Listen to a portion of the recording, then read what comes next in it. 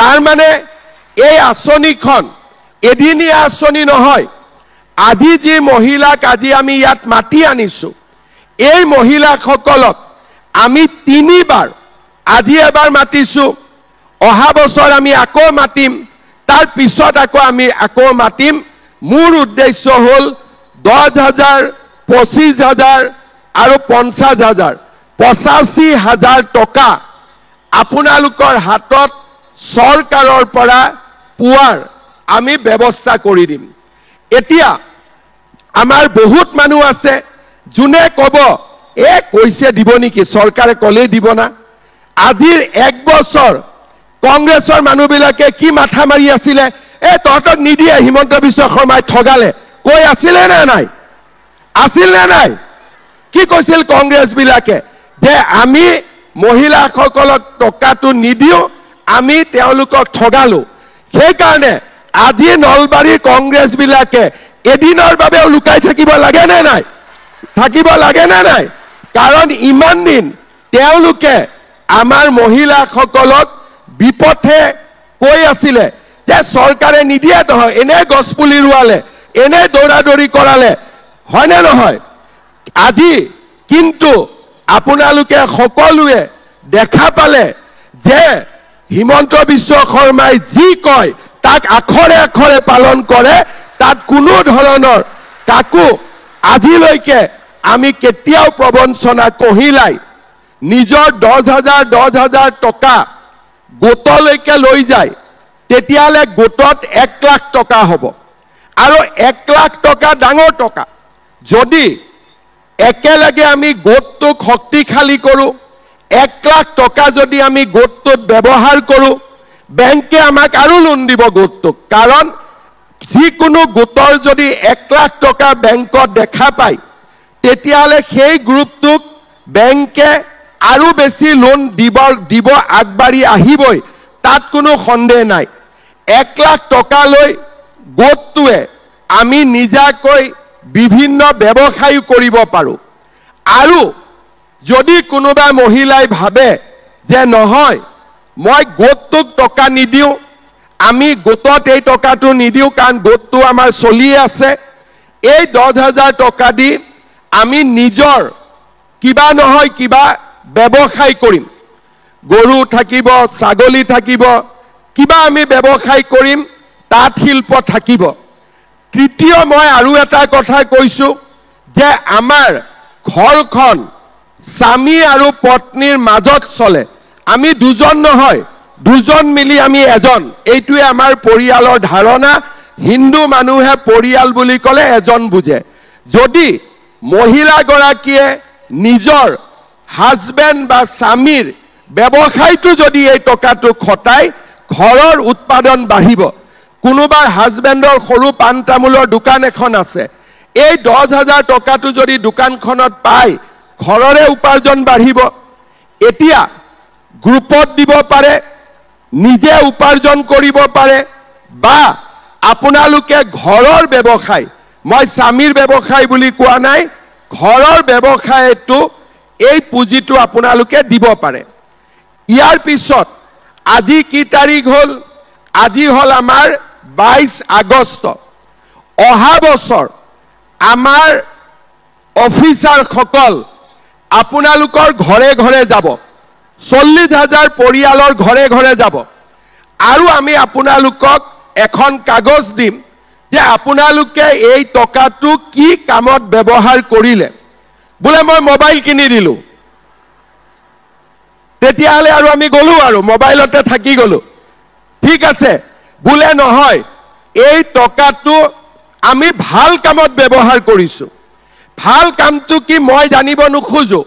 আপোনালোকে যিটো ভাল কামত ব্যৱহাৰ কৰিব সেইটোৱে ভাল আছে। তেতিয়াহ'লে অহাবাৰ আমি আপোনালোকক এটা বেলেগ কৰি, যিসকলে 10,000 টকা ভালকৈ ব্যৱহাৰ কৰিলে তেওঁলোকক আমি 25,000 টকাকৈ দিম। 25,000 টকা। এই 25,000 টকাৰ 15,000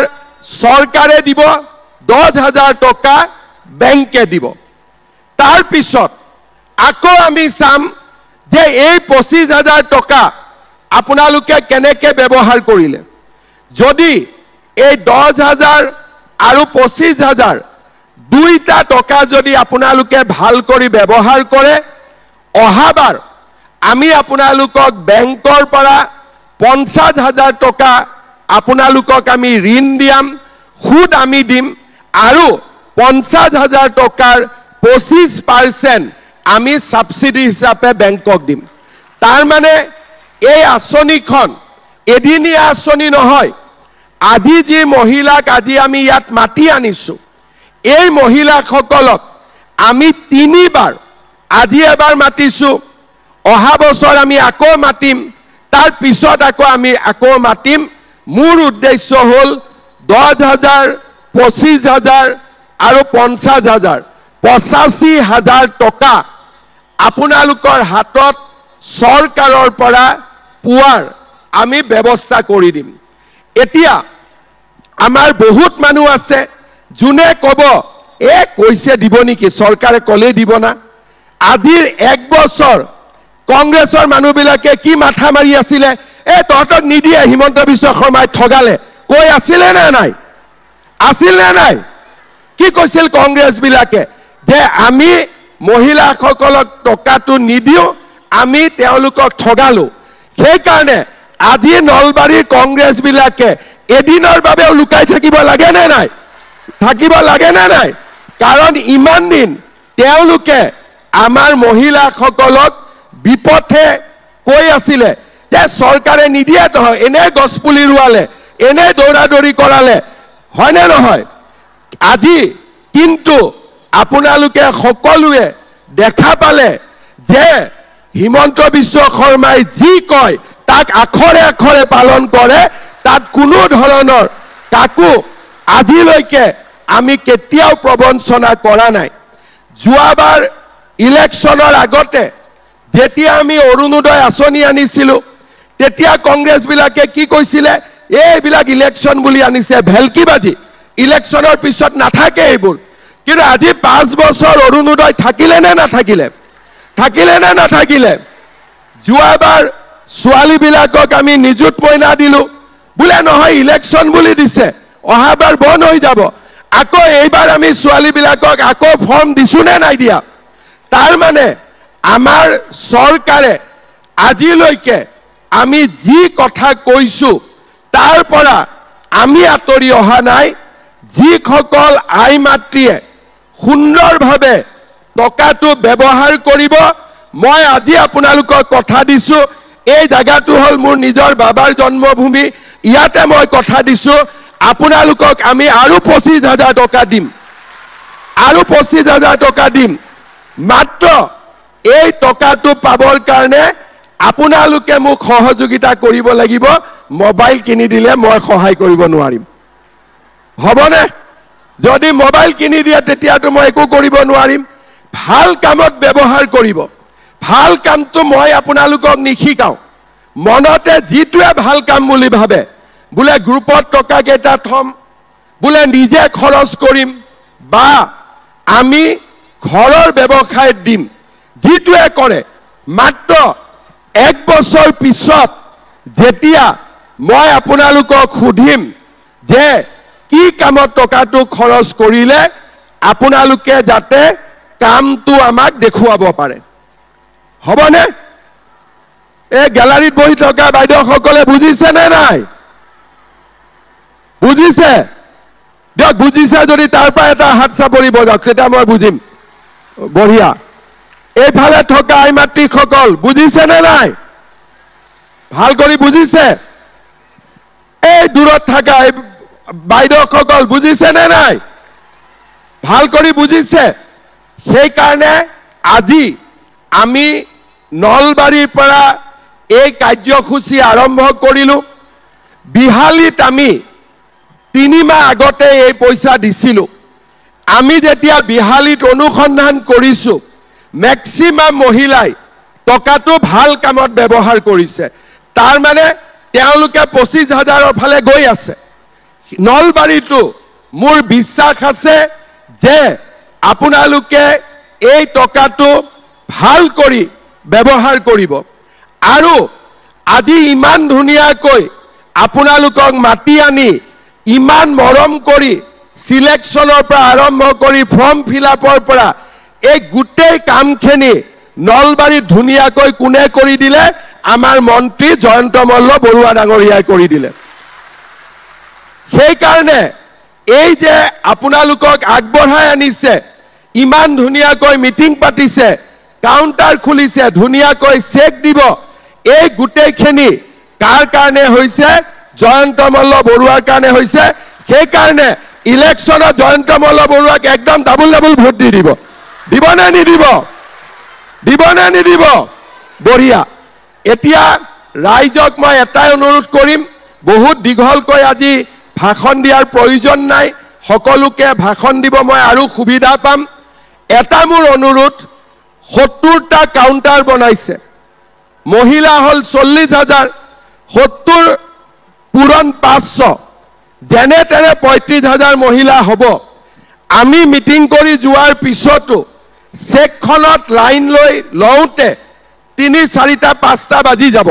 সেই কাৰণে মই দীঘল কৰি কথা আজি নকওঁ কাৰণ আপোনালোকৰ কষ্টও আছে খালি সবৰে নামত চেক আছে গতিকে তাতে দৌৰাদৌৰি কোনেও নকৰিব হ'ব ইয়াত যিমান মহিলা আছে কেইগৰাকীমান বাইদেৱে নাই পোৱা বুলি কৈ আছে তেওঁলোকৰো মই কথা শুনিম যিসকলে জেনুইনলি নোপোৱাকৈ আছে চৰকাৰী কামত কেতিয়াবা কাগজ পত্ৰত কোনোবা বাদ পৰি যায় তেওঁলোককো আমি চাম কোনো সমস্যা নাই কিন্তু আজি যিসকলে চিঠি পাইছে তেওঁলোকৰ নামত চেক আছে সেই কাৰণে আপোনালোকে দৌৰাদৌৰি নকৰিব সবেই যদি একেলগে ইফালে গুচি যায় তেতিয়াহলে আকৌ নতুন আৰম্ভ হ'ব যে ষ্টাম্পেড হ'ব ঠেলাঠেলি হ'ব হস্পিটাল হ'ব আকৌ এটা নতুন ভেজাল এটা আৰম্ভ হ'ব সেই কাৰণে জনগণ মন গোৱাৰ পিছতো ধুনীয়াকৈ আপোনালোক বহি থাকি এটা এটাকৈ গাঁও পঞ্চায়তৰ নাম লিখা আছে বা গ্ৰুপৰ নাম লিখা আছে সুন্দৰ কৰি আপোনালোকে চেকখন পাব আৰু যদি কোনবা ৰৈ যায় জয়ন্ত মল্ল বৰুৱাই আপোনালোকৰ ঘৰত হলেও দি থৈ আহিব ঠিক আছে সেই কাৰণে কোনো দৌৰাদৌৰি নকৰিব সুন্দৰ কৰি এই চেকখন আপোনালোকে ল'ব এতিয়া আপোনালোকে এটা কথা কওক আজি 10,000 টকাটো পালে আৰু ভাল কাম কৰিলে 25,000 পাম বুলি কাৰ কাৰ মনত বিশ্বাস আছে মোৰ ওপৰত কিমানৰ বিশ্বাস আছে সবৰে বিশ্বাস আছে কংগ্ৰেছী বিলাকে ক'ব কিন্তু যে এনেই কৈছে নাপাব বুলি কংগ্ৰেছক বিশ্বাস কৰিব নে মোক বিশ্বাস কৰিব কাক বিশ্বাস কৰিব পাক্কা ধুনীয়া তেতিয়াহলে মোৰ এটাই অনুৰোধ যে এই 10,000 টকা আপোনালোকে ভাল কামত ব্যৱহাৰ কৰিব যাতে এই জায়গাত আহি মই আকৌ আপোনালোকক 25,000 টকা দিব পাৰো হ'ব একদম আকৌ এবাৰ মই আমাৰ Assam state rural livelihood mission